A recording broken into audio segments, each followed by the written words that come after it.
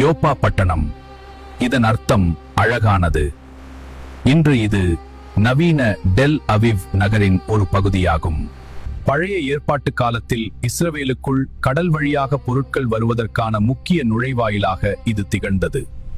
கானான் தேசம் பங்கிடப்பட்ட போது யோப்பா பட்டணம் தான் கோத்திரத்தாருக்கு ஒதுக்கப்பட்ட எல்லைக்கு எதிரே இருந்தது. சாலமோன் ராஜா கர்த்தருடைய ஆலயத்தை கட்டிய போதும் எஸ்ராவின் காலத்திலும் கேதுரு மரங்கள் கடல் வழியாக யோப்பா துறைமுகத்திற்கே கொண்டு வரப்பட்டன.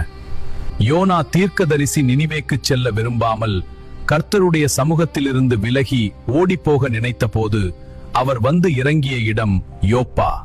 புதிய ஏற்பாட்டில் யோப்பா ஒரு மனமாற்றத்தின் மற்றும் உயிர்த்தெழுதலின் நகரமாக மாறுகிறது.